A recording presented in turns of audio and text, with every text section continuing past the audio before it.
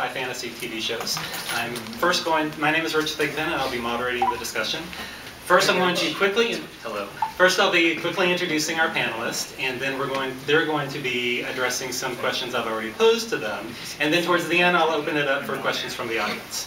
So first, next to me is Drew Greenberg. He was a writer on Buffy the Vampire Slayer, Smallville, The OC, Dexter, and Clone Wars, and is currently an executive producer on the sci-fi series Warehouse 13. Next to him is Sam Pancake, who's an actor who's had roles on Charmed, Angel, Pushing Daisies, and is also on the upcoming film Space Station 76. Yay! And next to him is Mike Costanza. He's an award-winning filmmaker and writer-director. He's the creator of Dante's Cove and is the writer-director of the award-winning indie horror film The Collingswood Story. And next to him is Nobody. No. E. Robert Dunn. He's the author of the science fiction series Echelon's End and is a contributing writer to the online Star Trek Odyssey Season 1 finale webisode.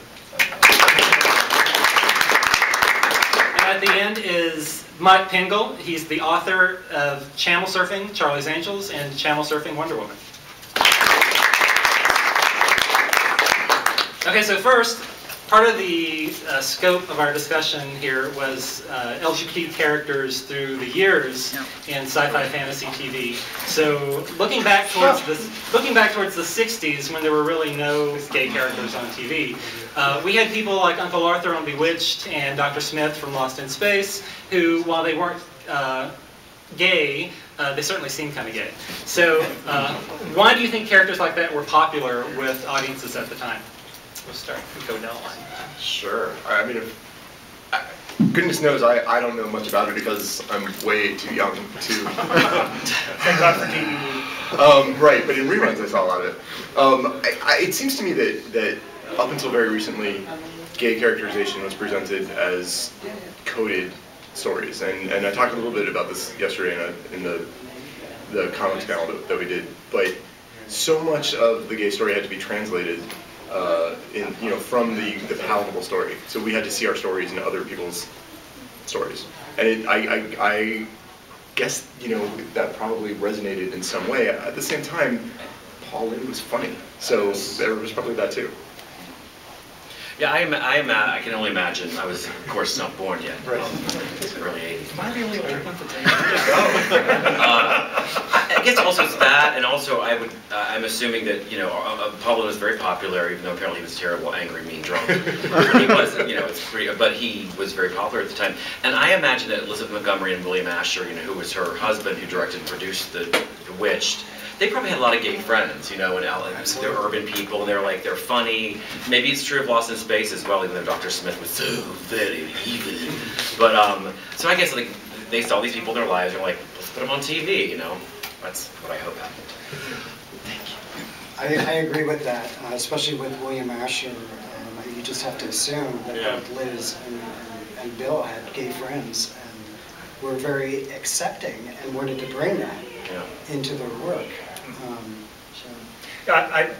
As far as Dr. Smith is concerned, they gave conflicting signals. He had a fiance, and that little green girl, pretty handsome Dr. Smith, lured him out of the spaceship. So that wasn't really a gay thing. You would have think it would have been that Viking green thing that was after her that would have done that for him. But could she have been a beard, though?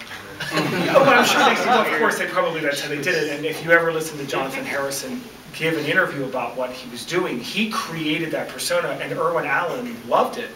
So you can only assume that Irwin and his wife Sylvia also must have also had the same affinity and said, this is something that we think we could add to the show because we need camp because we're competing against Batman, and Batman is pure camp. That's why Lost in Space went from the black and white version, which is the only version I'll watch, to the colorized version, which became this joke of a science fiction series.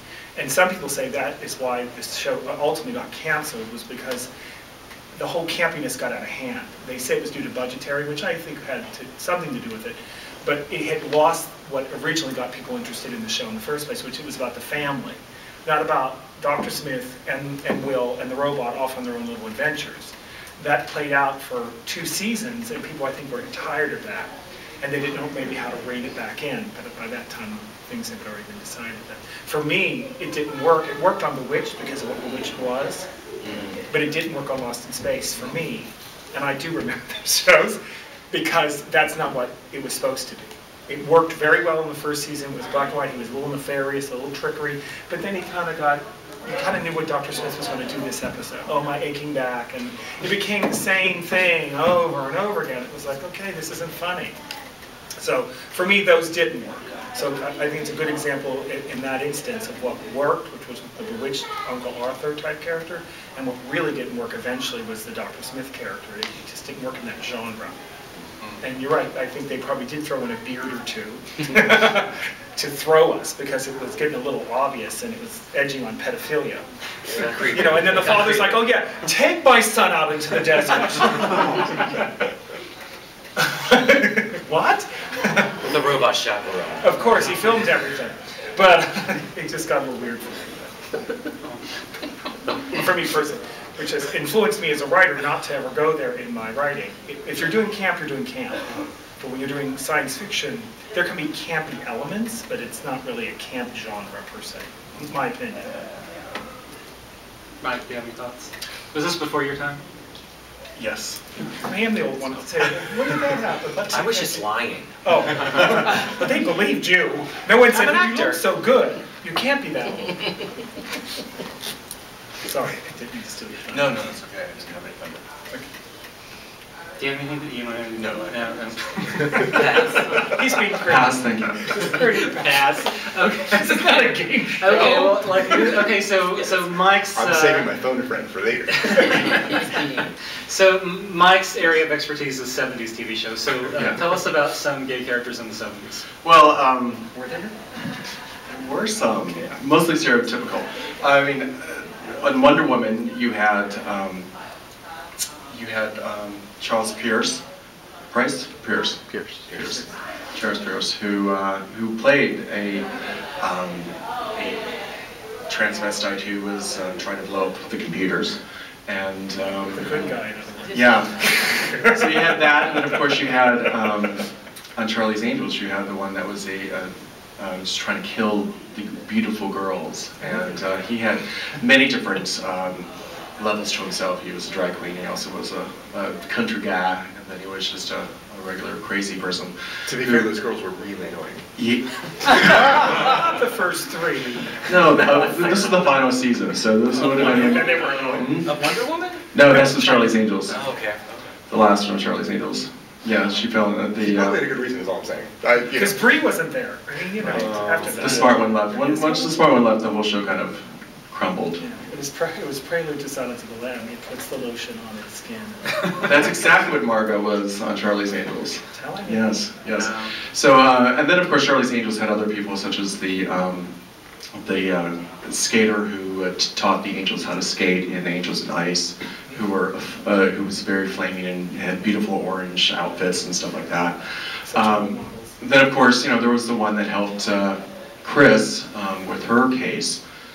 He was the shop owner, and he just helped her with some clothes tips and helped to find the killer. So most of the people in the 70s films, shows were very stereotypical, flaming, fun, characters who really didn't have much to do and came in and did what they did and they left, really, pretty much. Yeah, but they were villains. Yeah, the two were villains, yeah. If you cross-dressed, you were definitely a villain. You definitely were going to kill somebody. You're out. In terms of lesbians, Mary Warnoff in Angels in Chains, that I haven't memorized. She's kind of like, open the towels up. Like How long have you been using spray? Yes, yes. Right? Oh yeah, that was the lesbians against the angels. Angels in Chains, and then the two ugly people were, they're goons, and Of course. Potatoes never had a worse show to be on because Kelly and Jill were throwing potatoes at the guys in the car behind it and mashed potatoes. Angels in Chains was such a beautiful piece of history of television. The angels were chained up. I was just talking about Pancake is their favorite episode because they did not have to do hair and makeup. And although their clothing were very fitted. Yes, they have a European cut. Yes, as in jail. But yeah, the lesbians were always, and then of course if you went later in the years, Chris, who was played by Cheryl Ladd, came in and she had to have her, you know, Prison in Chains episode 2.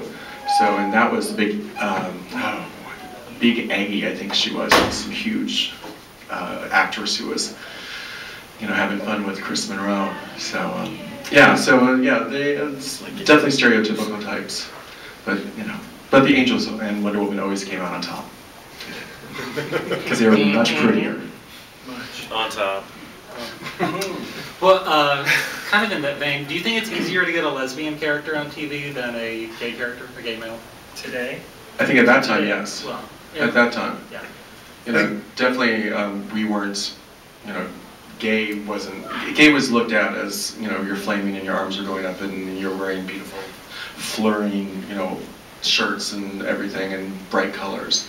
We didn't really have anything in the 70s as far as great characters. Of course, then you had, you know, Making Love happen right in the 80s. That kind of, I think, changed the whole course of gays on television and in film. And then, of course, later on with Will and Grace, that broke the ceiling.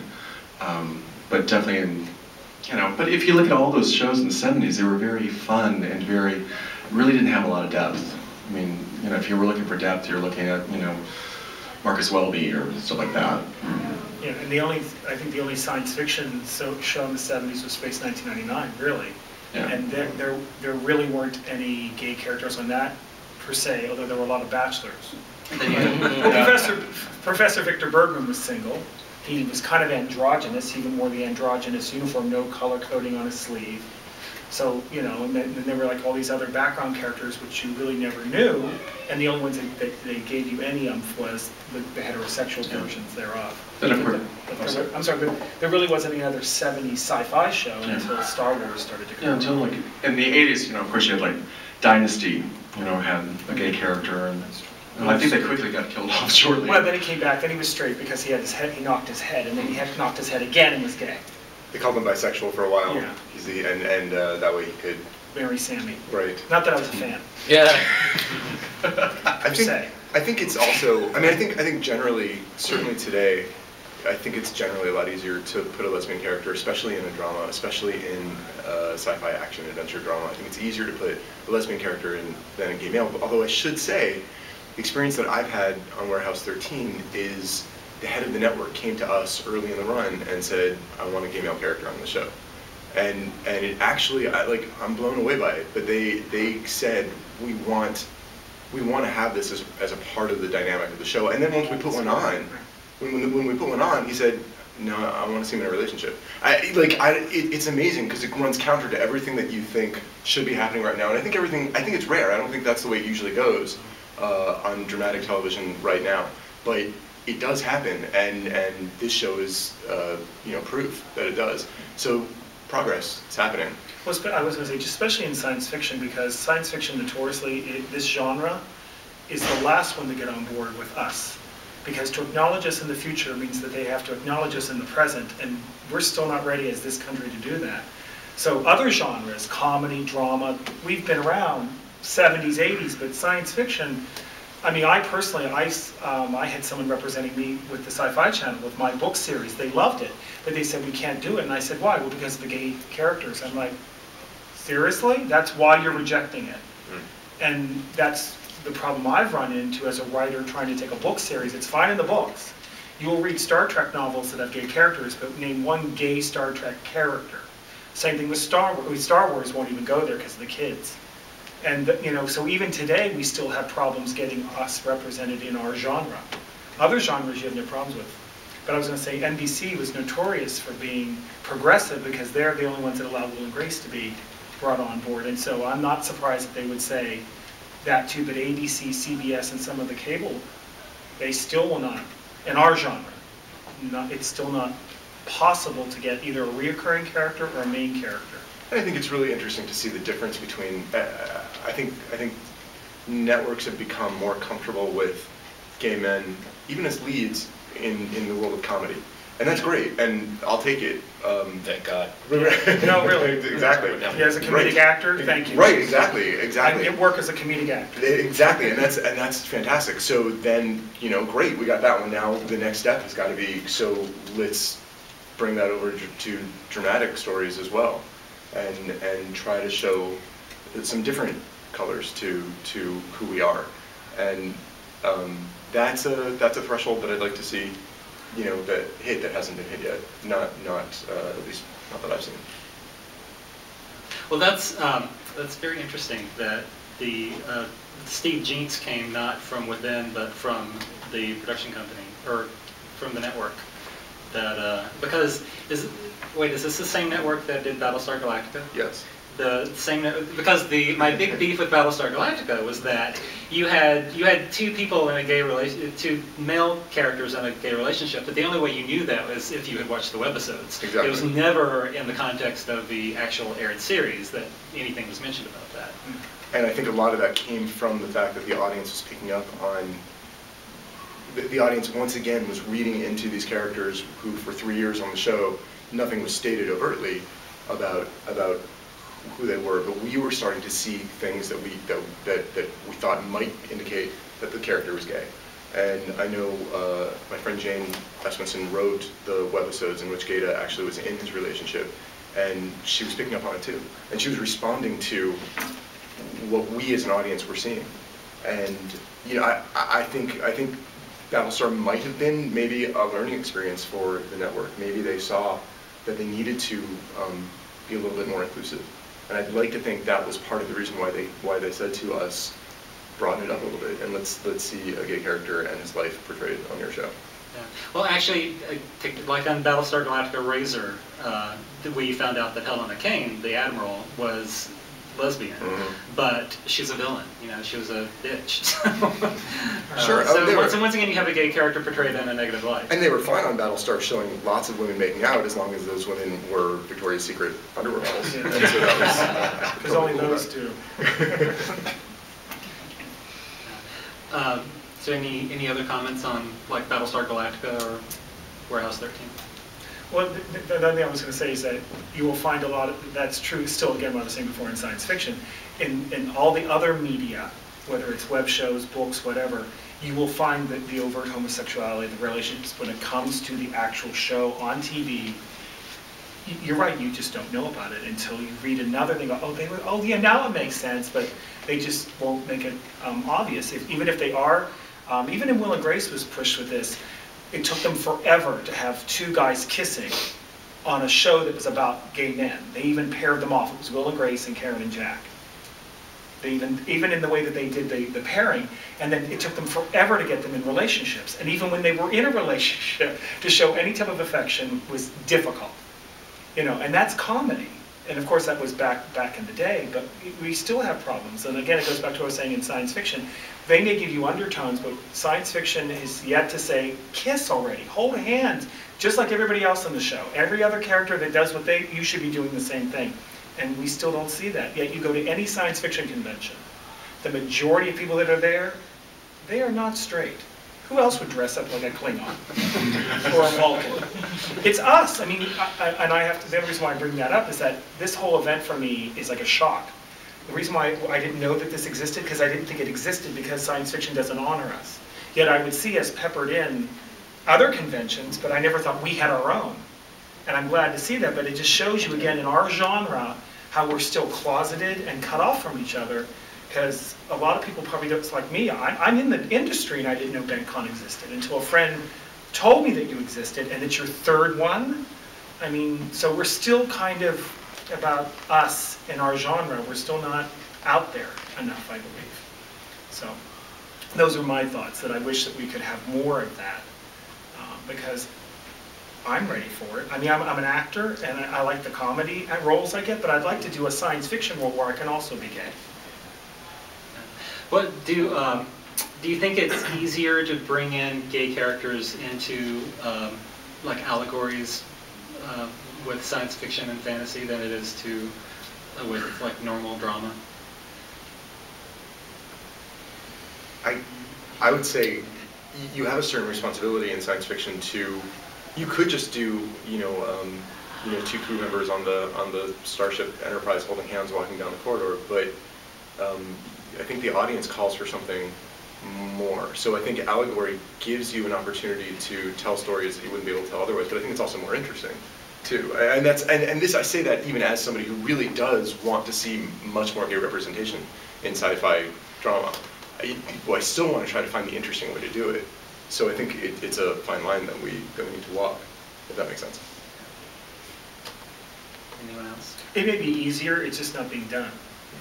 That's the problem. I think it's, yeah, sure, absolutely. With different species and different races, you could have different, all that being same gendered, whatever you want, but yet we're just not doing it. There were a few instances like Star Trek or whatever, or some other shows where they had, I think it was Star Trek Enterprise, where the doctor was involved in a polyamorous, that was their culture. So whether it was your second, third husband, now they didn't get into how they copulated. Was it an orgy and the men, you had some man-on-man action while they were taking a break from the girl? They didn't go into that, but they alluded that he was from a race that was polyamorous. And my ears perked up and went, oh, maybe. No, they only showed his wives. Okay. But even they didn't, they could have, they didn't. So, there was also the Deep Space Nine episode too, where yeah, the reoccurrence, and yeah. that was a breadcrumb that was thrown at the fans because of all the pitchforks and torches that a lot right? of gay sci-fi Star Trek fans were pressing. Because I don't know if you know this, Gene Roddenberry had wanted a gay reoccurring character on Next Gen. Paramount said no, and of course, unfortunately, Gene died. And then when that torch was passed over, Majel tried to continue that legacy. They fought her. That's when she went off and did her own thing. But I was part of that conversation as a spec writer, and I wrote the script.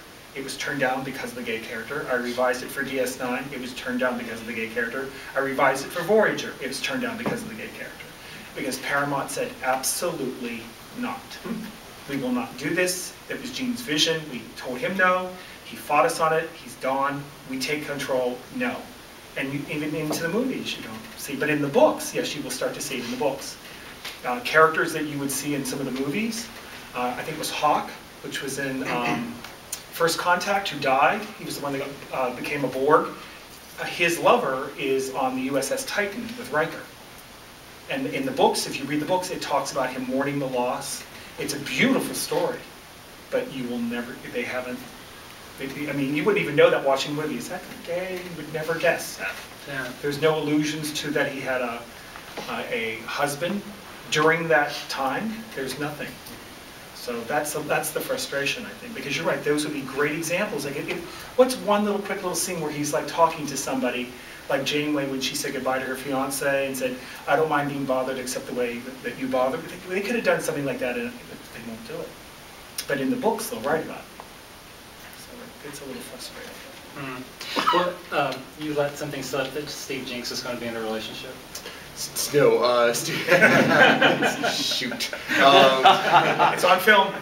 You're committed to it. Steve Jinx. Other than Claudia, it's BFF. Right. No, we're going to learn about in the next 10 that are going to air starting next April.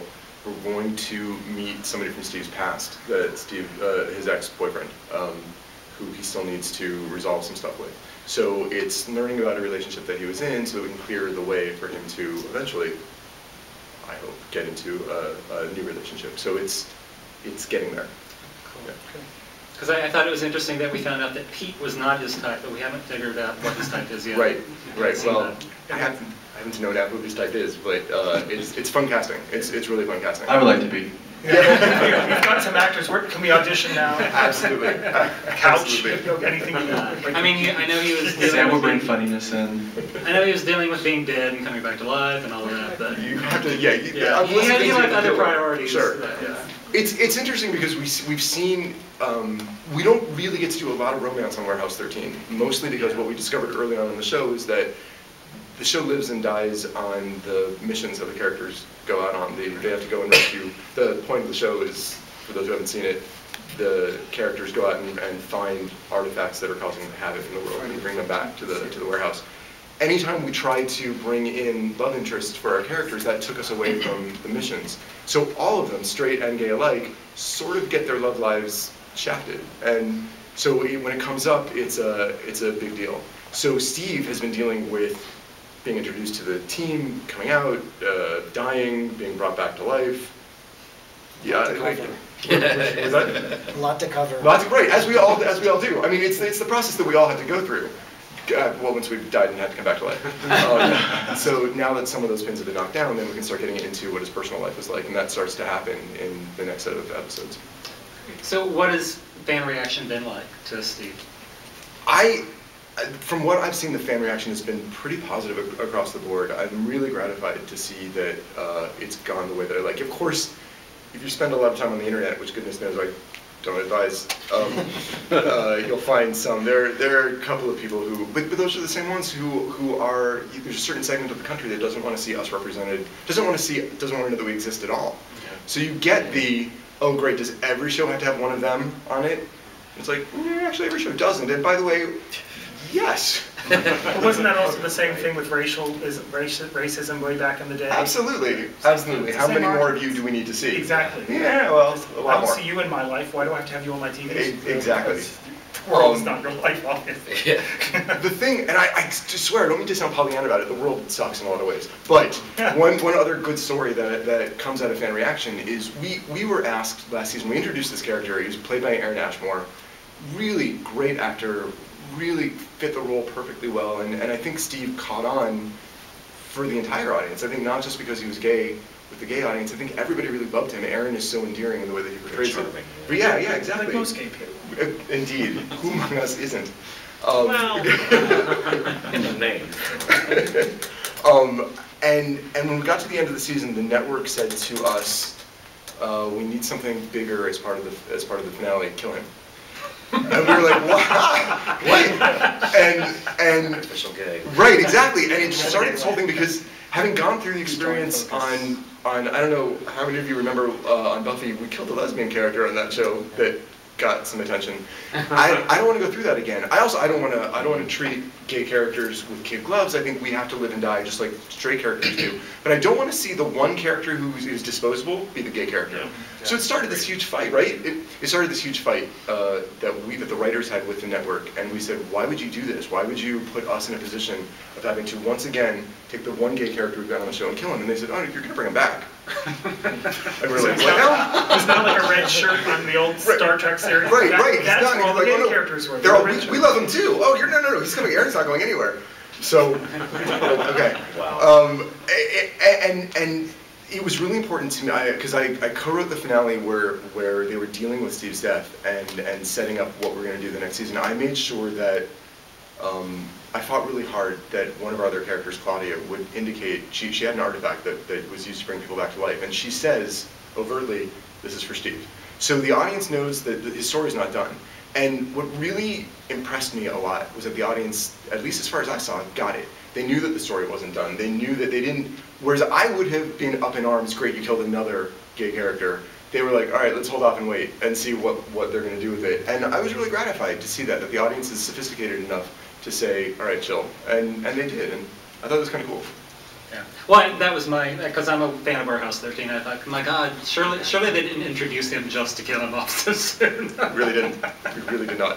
But like another Warehouse 13 character, Helena Wells, she's at least bisexual, right? Right. So is there? I had heard something that she might be spun off into another series. Yeah, it's still something that we talk about a lot. I know there's a lot of interest in it. Right now, the actress Jamie Murray is on another sci-fi show called Defiance, which will also air next year. So we don't have her right now to do a spinoff with her, but boy, that would be a great show because she's dynamic and fun and sexy and mean and funny, and she's really great. Yeah. Cool. We killed her too, by the way, and then brought her back to life. So that's what we do. I see a pattern. Yeah. But then, like a lot of the characters in Warehouse 13, they kill them and come back. Mm-hmm. That's good. Not just the gay ones. Not just the gay ones. Okay, so one of the other questions that we had is kind of long and convoluted. Kind of the first game. Bring it. I'm excited. Okay, so like in the 90s, films like Basic Instinct and Silence of the Lambs met with intense criticism for both outside and inside within the gay community over what was perceived to be negative gay characters who were depicted solely as knife-wielding psychopaths and gender-confused serial killers, which is kind of like what we had in the 70s with Charlie's Angels and Wonders. And also in the 50s. Yeah. all this before. One-third of children's hour. Yeah, Buffy was like the turning point. So this led in part to today organizations like GLAAD that extensively monitor the portrayal of LGBT characters, storylines, and themes in popular culture to the point that some feel you can no longer show gay characters in any negative or otherwise controversial light or risk being publicly attacked or even censored. That's like the only question. So have any of you found there to be pressure, whether from the media, the studios, or networks, or your own internal process, to self-censor how you write or portray LGBT characters who might not be altogether positive representations for the community? Let's start with Mike.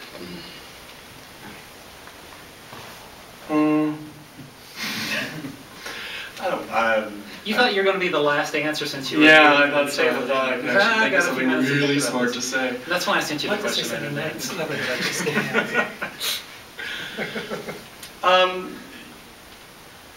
I don't know. For me personally, I mean, I don't like to see anything that is negative about the gay community, and I don't like to even watch it or be,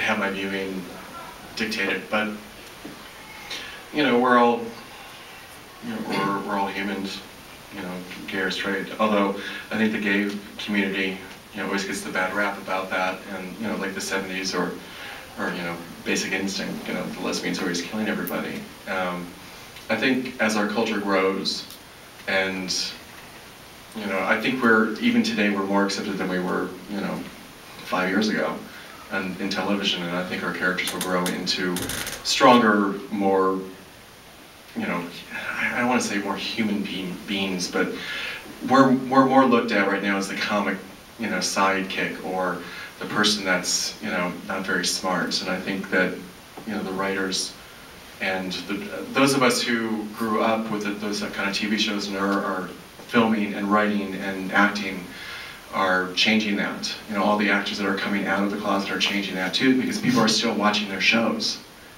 They're a gay actor and they're still watching. And I think the network's going to have to look at that saying, Ellen's been on TV forever.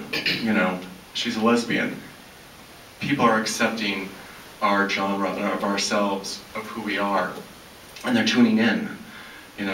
So I think that it will change, and if it's negative, I don't want to watch it. So I just think we're hypersensitive to it because, like we were saying, if you look at our history, we've only had the negative. But if you look at for every lesbian that killed somebody, there was a straight woman who did too. But there were how many of those representations? As we grow, as you were saying, I think we need to have a balance. I'm okay with it as long as you show that there are other representations of us that are positive. Because I've written several plays, and one play I wrote was a comedy called A Dragged Out Haunting, and the villain is a drag queen.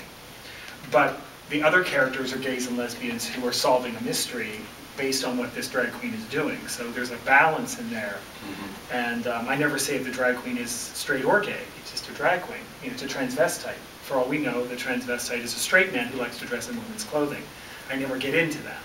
So I guess as a writer, I try not to think about, is this person gay or straight? I shouldn't do that. What do I need to do to tell the story? And try to create a balance in that script that meets my deliverables for what I want to get through in that message. But I agree with you. I think we are getting better at it, but we're still not. In all genre. In all genre. We're getting there, but I guess I'm 50 and I'm tired of waiting. I'm tired of living in a country where I'm a second-class citizen, where the rest of the world has exceeded us and gone above and beyond that on this topic. And why are we still having this conversation? Yeah. Human rights, why do we have to vote on them? Yet we'll go to another country, fight for that country to have human rights, but yet in this country, we're still voting on them.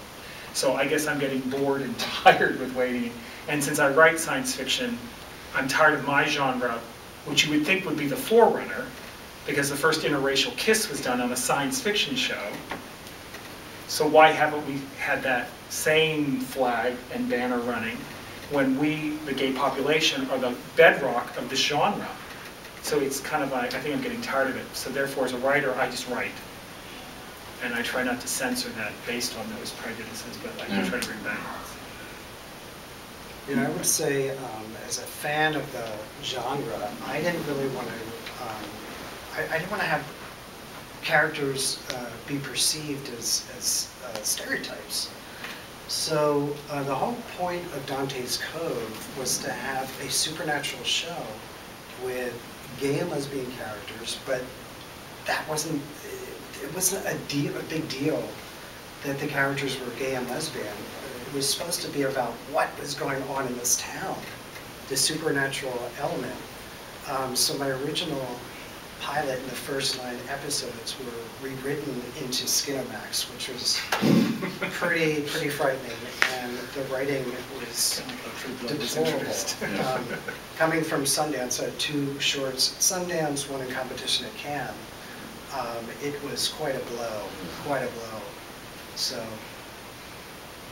well, I'm not too proud of that show. And no one believed it. So I go in constantly like this. I would say to the producers, and I could name names.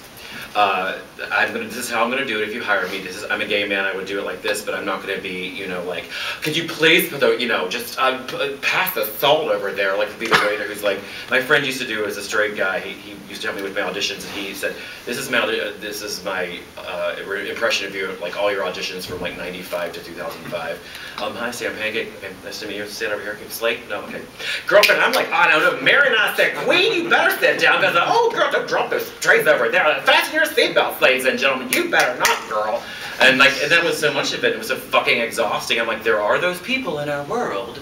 Yeah. But like, I'm not doing it anymore. And sometimes, I remember fighting with Debbie Allen. That's another story. On the set of All of Us, which was an African-American UPM sitcom, EP'd by Will Smith, where they fired a guy because he wasn't like celebrating enough, and it was a wedding planner, so they called me in. It was like 3 days before, and she kept saying like, just celebrate it more, and I'm like, what do you mean, Debbie? She was directing me, and Debbie, she was really cool. She wasn't like, fame starts here. She wasn't being a bitch at all. I was like, what do you say? She's like, you just be like more, and she was finally like, listen, they let the guy go because he wasn't being gay enough, and could you just please, I know it's kind of insulting, that's what they want for this character. I'm like, God, I understand, I'll deliver. We tape tomorrow night, so I came in like, ladies, let's get our orchids on, whatever the fuck I had to say. And I just still did it, it was an offer. Anyway, I could go on and on. But interestingly enough, the only time I played a crazy, mean, gay person who killed somebody was except for in real life. was on Pushing Daisies, created by Brian Fuller, who's a friend of mine, who's awesome, but that whole subplot got cut. But they brought me back later to play a sweet window dresser. He doesn't say he's gay, but he's a window dresser. And then you think I killed the person, but I don't. What? Anyway, that's all. I don't know, I have a feeling that I probably have less to say about this than I think everyone else here probably has more. I have a lot to say. And I want to hear it. I think so you have more insight into it. I just know that I've been on shows where I try to, I've been on shows where including a full spectrum of gay characters was really welcomed and really championed. And then I've been on shows too where I wanted to put in 2 men who happened to be, two men who were witnesses to a murder who, I didn't say that they were a gay couple, I just said that they showed up together and that they were, coming home together, and they found the dead body in the garage and was told, no, this network is too afraid of having gay people on it, even though it was a network that had a whole show about gay people. And, I got really tired of that, and I tried really hard now to look for venues where we can tell stories that run the full gamut, where if I want to throw in a gay hero, I can. A gay hero who runs around with a gun solving crimes, I can. If I want to throw in a gay murderer, I can. But it's just the full panoply of human existence, and that's, to me, the ideal. Are any of you fans of BBC America? Oh, Yes. sure. Okay, so I guess my question is, like, I'm gay. the BBC shows seem to have no problem showing gay sex and gay relationships and gay characters in positive lights. Why is it so different? fans of Torchwood here? Okay, so why is it so easy for British people to they're have better. gay characters? They're British. They're more open. And they're progressive. I mean, that's my point before, is that we're America and we are so far behind the rest of the developed world. It's because they're a developed country. They've become the leader culturally on a lot of things. I mean, how many soap operas have we stolen from them? Three's Company, I mean, we've stolen so many ideas. It's just because they have that progressive openness about the arts that we lack, because we're so constipated. It's like, take a laxative, America. Join the rest of the world. We're so hung up on sex. Because Americans do not go to the bathroom, and we do not have sex. And we just don't do those things. But we kill a young blonde co-ed every night at 10 o'clock. Because we don't go to the bathroom. But if you look at the money that we spend on those, I don't know how we're spending it because we're not doing it. But that is our identity as a culture worldwide. And I think that's why you see other countries leading the way in the arts in that regard, because they are progressively thinking, they are encompassing, they are acknowledging of where we are today, and they're not so regressive. I mean, I think maybe it's just because of our presidencies we've had. It started from my experience with Reagan. Nothing original. What new thought really came out of the 80s? In the 90s we had a moment, and then we went right back into let's do Footloose, the musical. What? So, I mean, artistically, we've been held back for like 20 some years. So I'm not surprised we're not there, but we should be. Cool. Well, let's open it up for questions from the audience. Just anyone? Go ahead. Is Jinx going to appear in the opening shot of Warehouse 13? That's always made me feel like he's not really part of the show. It's funny. I asked the same question of the people that I work with too. He doesn't for the next 10. I know that because it's all part of the same season that we shot before.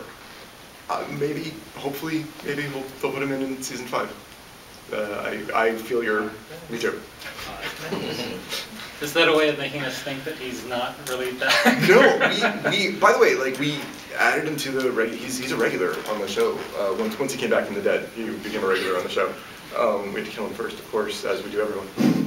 Welcome to the club. Right. So no, I don't think anybody wants him to be seen as anything less than permanent. It's just that footage was shot, and we just don't change. We haven't changed the opening yet, as far as I know. Okay. Peter? For Sam, I really, really loved your character on Charmed. Obviously, you. Big fan. You sent me that thing. I'd never seen it before. Yeah, it's amazing. So it's really funny because even in that show, your character was slightly gay because he was basically like this footman to to Chris Sarandon. Yeah, I'm like, oh no. Hey. What was your experience on that show? That was really fun. I always, my dream was to be on Buffy. That was my favorite, and I can't believe I never was. And I got to be on Angel in the pilot. Not a big role, but that was enough for me. But in Charmed, I didn't understand the world. Nothing against Charmed, but I was like, the White Lighters and this, I couldn't follow the mythology of it. It doesn't matter.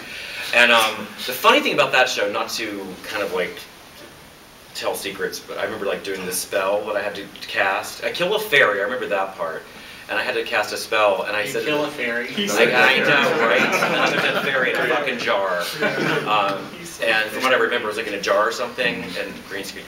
And but I said to the script supervisor, I said, now what does this spell mean, and what do I kind of do? She's like, it doesn't matter.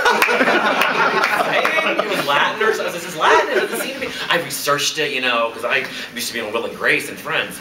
No, but now I had a meaty role in Charmed. So they that happened, and also I remember when I got killed by the fireball because I'd seen some of the show, and I said to Alyssa Milano, I was like, "What is there when you get killed by these fireballs? Is there a method of dying?" She's like, "It's actor's choice. Just do what you want." It was pretty loose. And then Rose McGowan got my phone number and called me lunch. That was a different story. But I loved Chris Sarandon. I was so honored to get to work with him. And he was the necromancer. And I fancied myself as that character as his secret lover, even though he's so mean to me. And he's with Gran, really. And we went to the same university, WVU, but years, decades apart. Because very few people come out of that school. Me, him, Don Knotts. And basically, they go to LA acting. So it was great. I sat and talked to him about, we knew people from the same college and the same state in West Virginia, and it was amazing. And I love his wife, Jenna Gleason.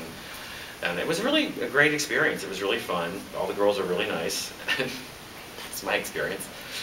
A lot to say about Shannon, but that she wasn't there at that time. But yeah, anything else? And my hair was long. I forgot how long my hair was in that. I could move it back then. Yeah. Thanks. Any other questions? You're welcome. Back in the back? Yeah. Do you think because our American society is so sexually repressed that the focus turns more on the character being gay rather than happens to be gay? So he's gay who happens to be a hero instead of a hero who happens to be gay? Absolutely. That's an interesting way to look at it. Yeah, I think that's what the issue is we can't just say here's this character, da-da-da-da, and oh, by the way, like here's this character, da-da-da, oh, by the way, he's straight. It has to be, oh my God, he's gay? Right. Oh my God, what that means. Yeah, I agree. I think that's our problem. We're so repressed on everything, we can't even acknowledge that bisexuality is an actual sexuality. No, you have to be straight or gay, you're confused, make a decision. You're wrong. But bisexuality is a legitimate sexuality. Because as a fan watching it, I was like, what the hell does this have to do anything with the story? Absolutely. It doesn't add or take away from it. And why do you have to make make it the focal of their sexuality? Why does it matter so? And why do you have to make this big, like we were talking about, this little avert things like they would do in a heterosexual relationship where there's the glances of the eyes and the little things that they do to build it. Why can't we do the exact same thing? I totally agree with you, yeah. My opinion, what it means. Yeah, but times are, you know, I mean, like, let's think in the next couple of years, too. Things are definitely have been, you know, they're still opening up. And we're going to see more shows, more mainstream shows. So I think we're at least on the right path. I just would like to see more in science fiction. Because as a comedic actor, yeah, I can get lots of roles. Like you were saying, they're all about, I've gone on auditions and they're like, can you make it more gay? I'm like, this is gay. No, that term alone to me, I'm like, what, suck more dicks a day? Yeah. What does that even mean? People are straight. Are there kids? I literally said that to people. I'm like, the emotionally unavailable? Yeah. Right, exactly. But that is gay, emotionally unavailable. We're out of time. Let's give our panelists a hand.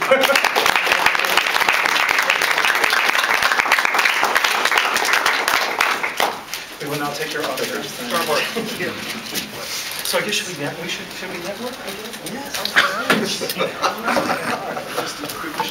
Are you aware of the